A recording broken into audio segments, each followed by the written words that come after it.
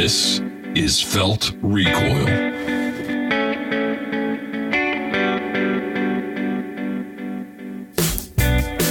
All right, welcome to the Felt Recoil podcast. This is episode number 62. My name is Kris, and it's well past my son's bedtime, so it's just me this week. Patrick is off in SHOT Show. He's going to join us on the phone in just a second. Plus, I'm going to run you through some of the cool stuff I've seen online, and I'll welcome your feedback on that as well. Then we'll get to our VODA of the week. So a good jam-packed show focused strongly on SHOT Show on this week's Felt Recoil podcast. First, we're going to start with our charity of choice. It's a GoFundMe page that has been set up for York County officers either killed or wounded in the line of duty in the last couple of weeks here. We've had a pretty crazy incident near our hometown in the late evening of January the 15th. York County, South Carolina authorities received a 911 call for a male assaulting a female inside a home.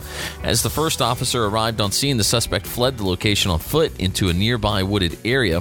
Canine units were dispatched to assist in tracking the man they were looking for. 3 hours into the search, after a dog began to pick up his scent, the suspect shot and wounded a York County canine officer.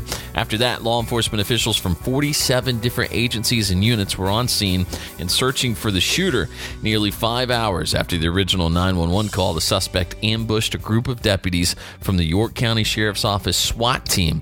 Among them was Detective Michael Doty.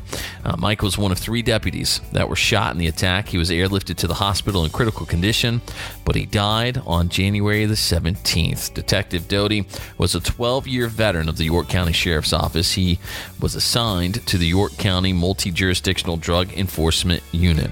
He was passionate about saving those with drug and alcohol addiction, as well as his work with the Narcon program, where he was the coordinator for the sheriff's office. He was laid to rest this week, and there's a GoFundMe page set up. The fundraiser is set up to support the 4 officers who were shot with their medical bills and recovery: Sergeant Randy Clinton, Sergeant Buddy Brown, Master Deputy Michael Doty, who has since passed away, and Sergeant Kyle Cummings. So if you can visit facebook.com/Felt Recoil Show, we have a link there that you can click over and show your support for the men in blue who have been injured and killed in this instance right here near our hometown. Very, very sad. Okay, so let's talk SHOT Show after that. This is definitely a pretty flat SHOT Show, I'd say. I haven't seen anything that's blown my mind. Quite a few people doing a lot of the same things as each other, I should say. Recoil's calling this the year of the 10 millimeter. They have an article up that says, "Back from the dead and ready to party." If you're a fan of the 10mm auto cartridge, you've lived through bleak times in the not-too-distant past. It wasn't all that long ago that 10mm was hard to find, right? So they say it's something of a shame because not only is it a versatile chambering with loadings available from mild stuff that's not too much hotter than a 40 to atomic anti-grizzly bear loads, but also because you can't authentically get your 80s Miami Vice LARP on, live action role-playing, without 10mm auto. So they highlight that there's a 220 Legion in 10mm, which is kind of already on the shelves, I do believe, and then there's a TRP Operator from Springfield Armory in 10mm, and they talk kind of about how Colt started this trend back. And it's interesting because I've seen a few companies introducing other lines of guns, meaning PTR and Palmetto State Armory are both there with MP5 clones. PTR's is coming out in the next month, I do believe, early February. Palmetto State Armory saying theirs is coming late this year, possibly next year. So it doesn't look like they're close to an actual product, but PTR is going to have it on the shelf in the next few weeks. And the comments on both of them are people saying, please make it in 10 millimeter. So I know that's a big round with competition shooters, shoots flat and really, really fast. And so I guess it can be expected that anything new that comes out, I think 3-gun is growing astronomically and exponentially.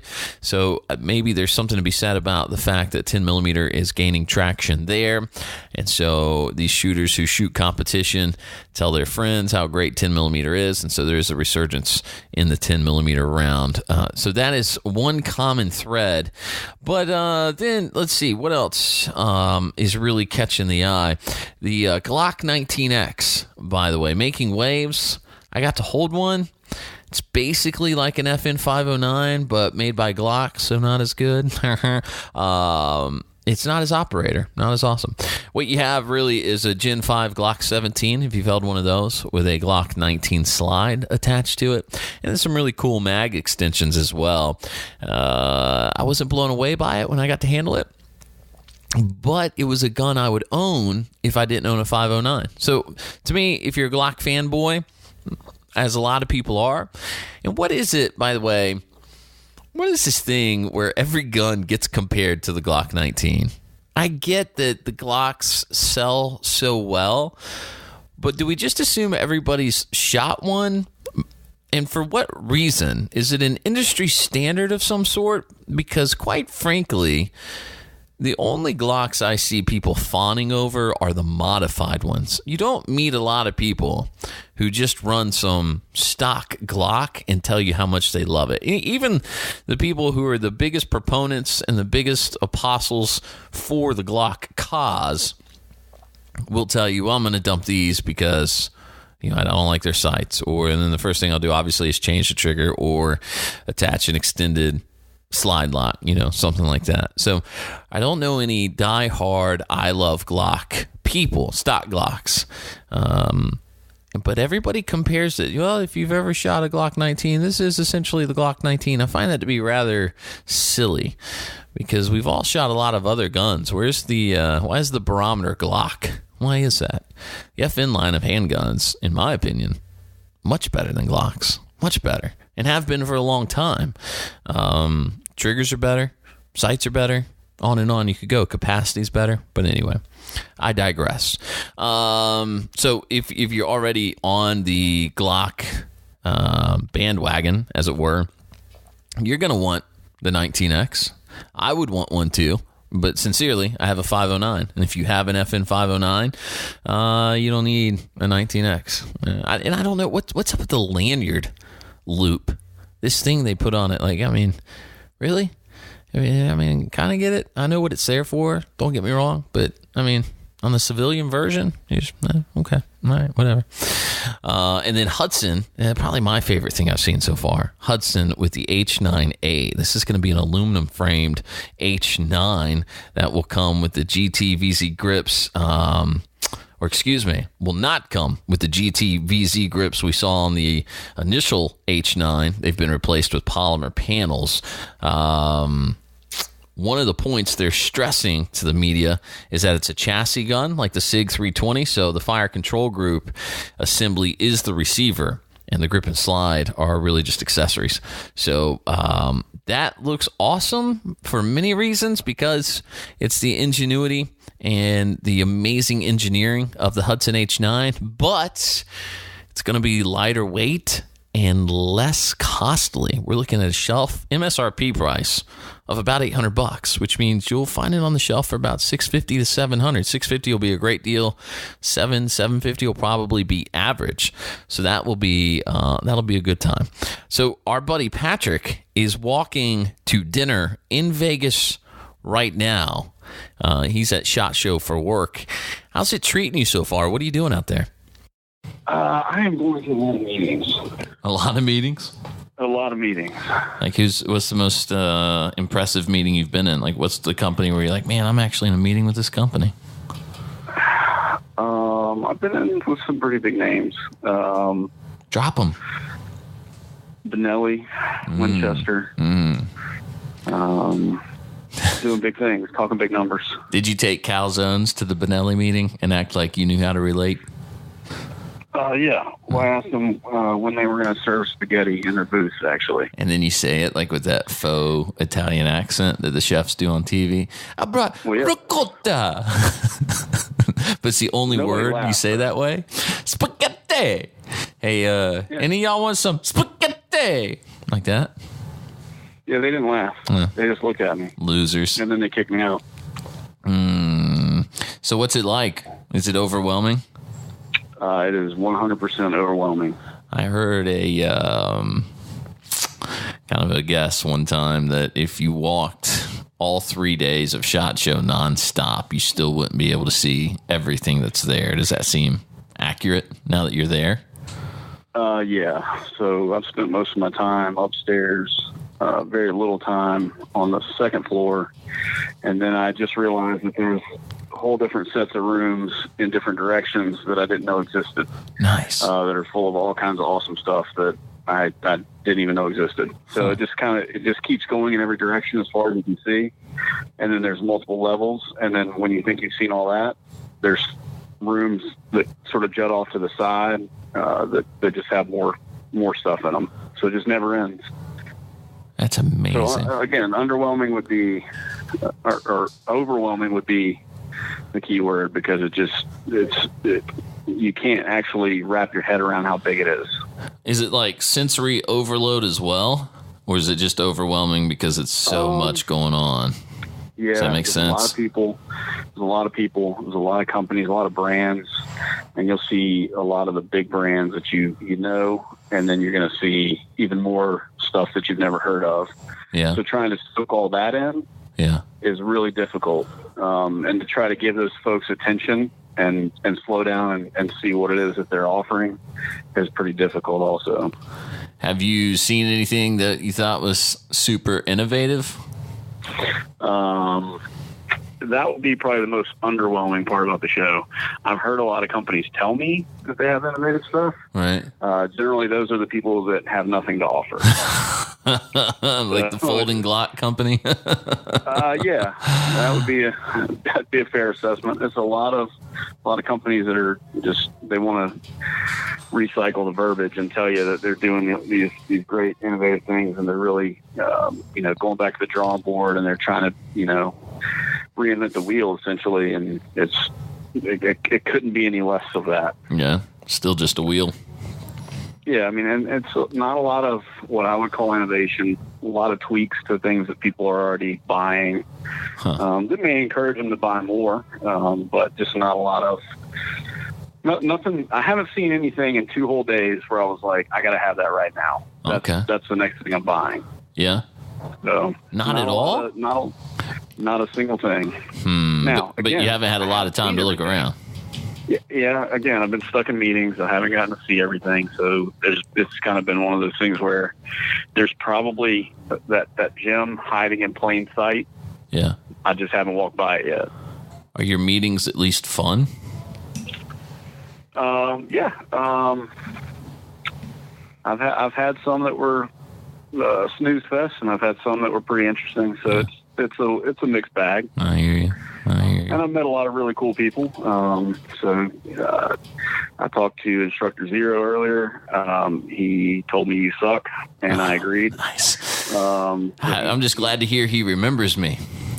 Well, of course he does. I mean, if you recall, in NRA, we all decided that you shoot faster than them. That's right.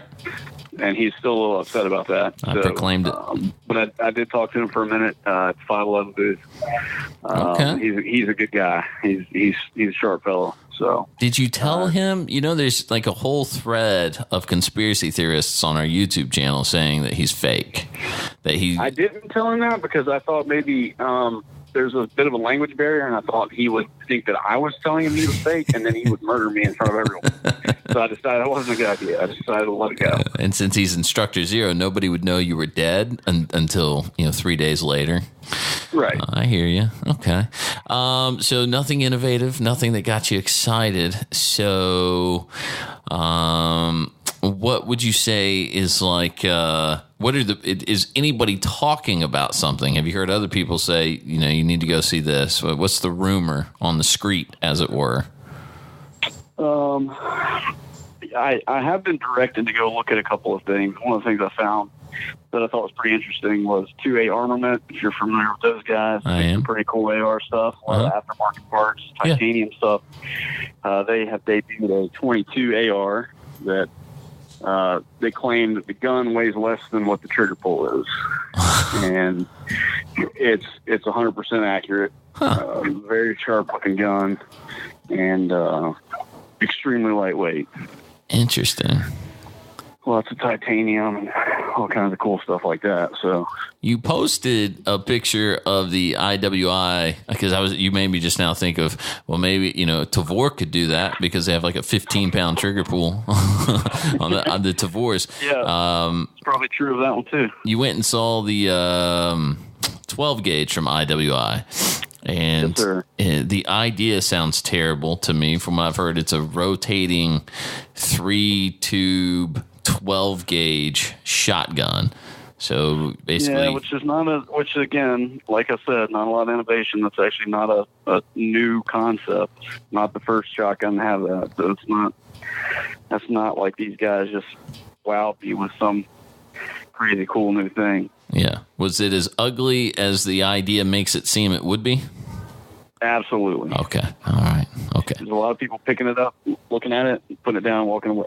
So let's divide it up a little bit. I want to know have you seen any famous people? And if so, who's the most famous celebrity in general?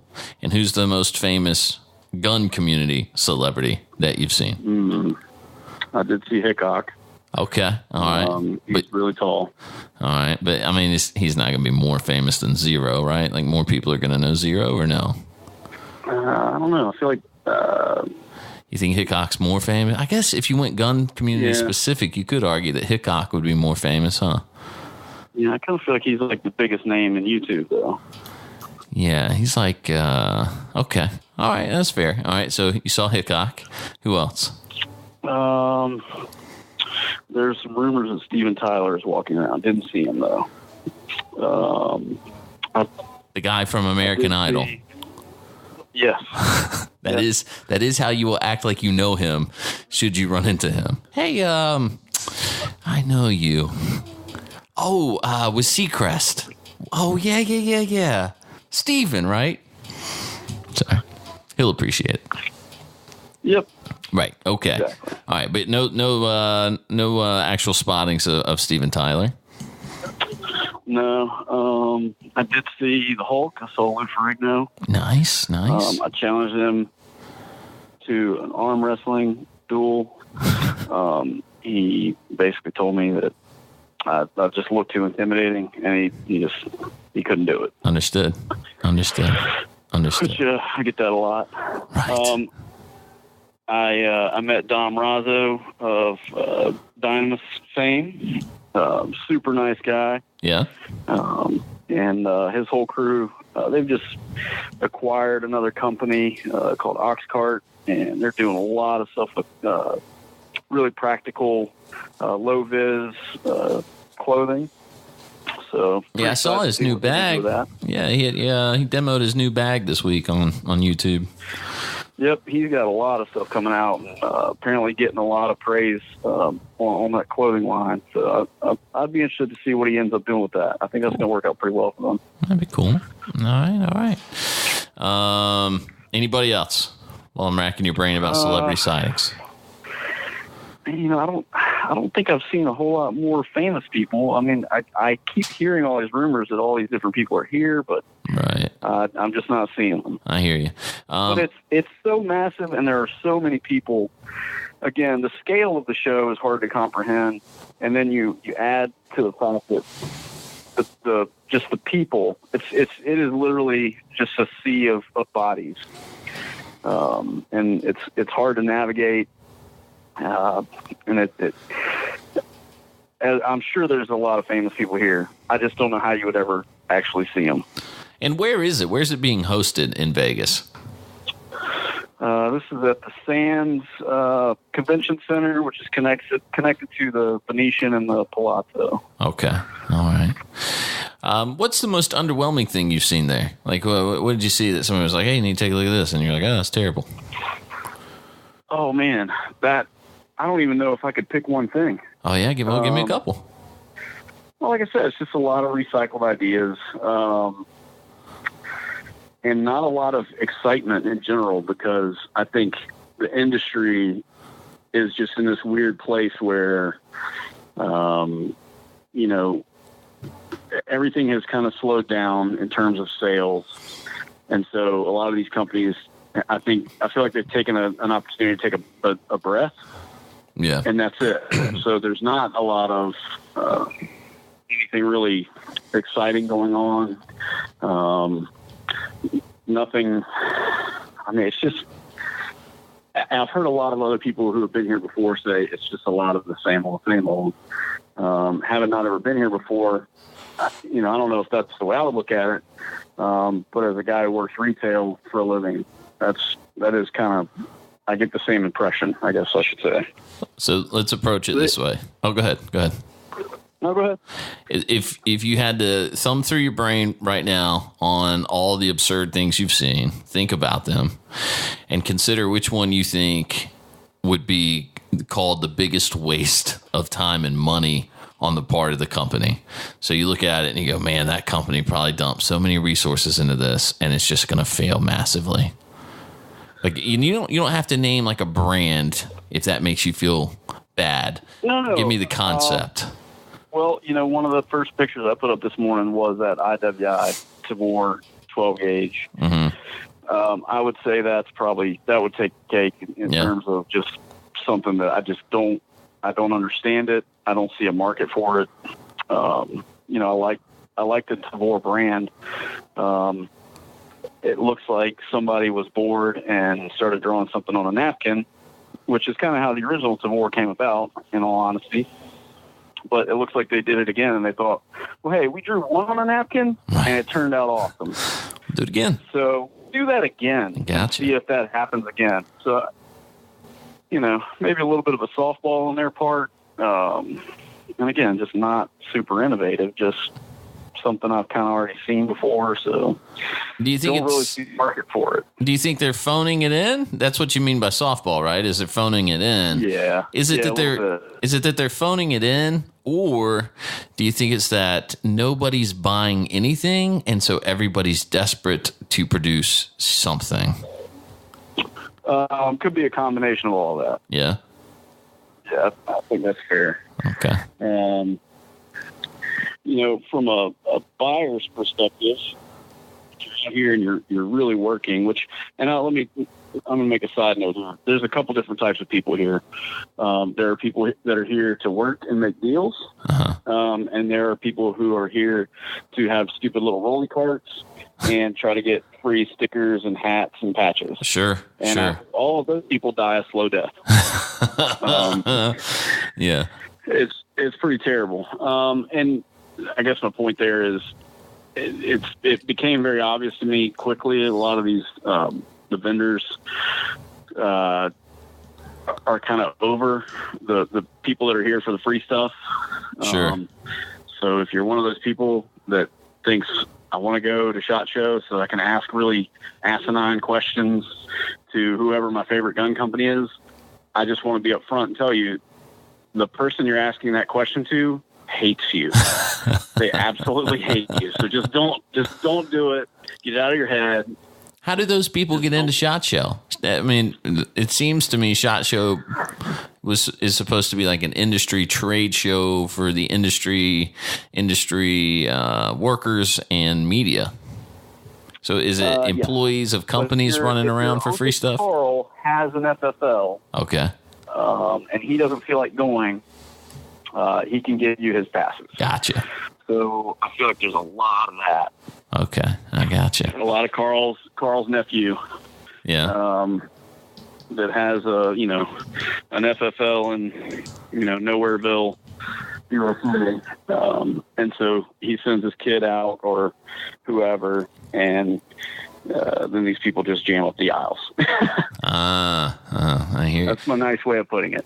Now, let me ask you, you're out there working, and I have heard that it can be one of the worst weeks of your life if you're there to actually work, because it's 14, 15, 16-hour days, and then you have to go to a meal with a bunch of people, and then you get 4 hours of sleep, and you do it all over again. It's not like a party-hardy thing.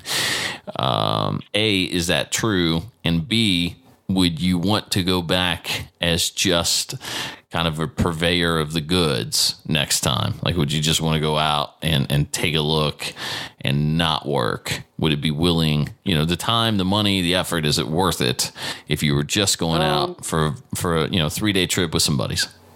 It is certainly an experience that probably rivals anything else I've ever done. So, I would love to come back and not have to sit in little rooms inside of booths and talk business, where I could actually get out and really pound the pavement and get to go see the things that I want to see.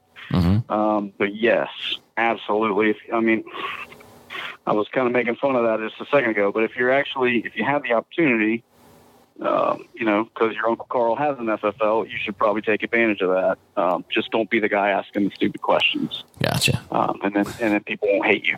Well, it seems like there's a lot of cool stuff being given away too. If you're like super into patches and crappy hats and stickers, there's definitely a lot of stuff that you can get for free. Well, Springfield gave Go ahead. No, go ahead. I was just going to say, Springfield gave away a 10 mil TRP. I know Geisley does a big giveaway. Away a bunch of guns. So every day around 3:30, 4 o'clock, they start tapping kegs at the big booths. Yeah. And Springfield had a heck of a rager yesterday, where you could throw your business card in a bucket, and then they would pull out a business card, and you could win a gun, and they drew like 10 different guns. Huh.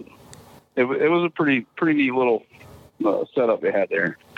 So, it's not to say there aren't some good giveaways and things. I know some of the optics companies do some similar stuff, and so there is some of that. Yeah. But like I said, you got a lot of guys that are pretty excited about winning or getting a free hat from some company they've never heard of, probably. So it's a little strange to me, but different strokes, different folks. Mm-hmm. Mm-hmm. It's Wednesday night as we record this. How many more days you got out there? I will be out of here tomorrow. You're leaving tomorrow? Leaving tomorrow, yep. Show's still going on all day tomorrow, and I'll leave before the show ends. Oh, okay. All right. Okay. What's on your docket tomorrow? Anything exciting? Obviously, you know who I am. I got to go by HSP and see what's going on with those guys. I hear you. Somewhere I haven't been able to make it to yet. I really want to get in the lower level and see if there's something out there that I'm not aware of. Because, like I said, everything on the top floor that's your big brand names. That's your Benellis, your Glocks, Federal Ammunition, Springfield, companies like that. Your mainstream is that top level. Yeah. And once you get into the next level down, you still have some of those mainstream brands. Vortex, I think, is on the second level. So there's some big names there as well. So it's not to say everybody down low is somebody you never heard of. There's still plenty there, but I'd like to tomorrow get down on that level and just cover as much ground as I can and see what there is to see. Okay. All right. I know you're a few hours behind us. I think you're headed to a dinner of some sort, so I don't have to keep you. I am. All right. Have fun. Be safe getting home. Wrap your head around it all, and we'll recap it again next week when you're not in the thick of things. I like the sound of that. All right. Follow Felt Recoil Show on Instagram. You're still updating that as you see cool stuff. A lot of cool stuff on there. Tell me real quick, was that sincere? There's like a $300,000 shotgun out there? Yeah. So there's a picture I posted from the Perazzi booth. Every shotgun in that photo, I think there's 4 in the photo. Every single one of those costs more than my house. Nice. Maybe more than your house, but sure. So times 4. Right. So yeah, lots of super high-end stuff from companies like that, which is kind of cool for me because that's not something that I deal in on a regular basis. Sure. It's something I get to see a lot. So when you can look at a single item that costs more money than you can really fathom. Unbelievable. It's pretty cool to see. Unbelievable. And I guess there's a market for it because their booth was slammed. So man, well, something to be said for that. There's a market for touching it. That's about where it would be getting in with me. Yeah, no doubt. All right. Have fun tonight. Stay safe. All right, buddy. All right. Talk to you soon. See you soon. All right, buddy. Bye.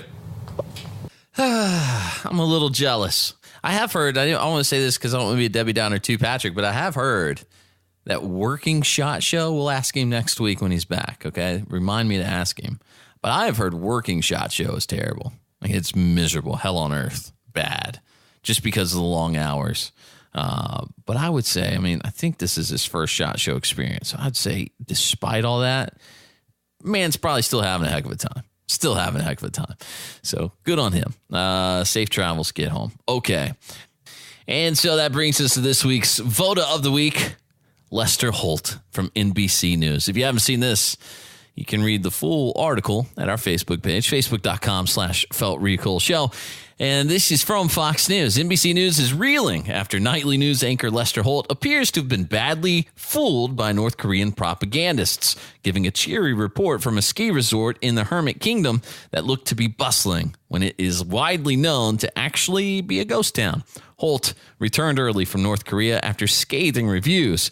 He was reporting for nightly news from the ski resort on Monday.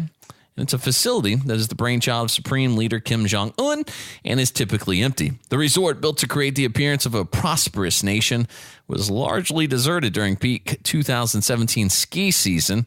But for Holt's appearance, the North Korean government appears to have brought in skiers wearing identical outfits and staged the scene, something Holt did not appear to realize.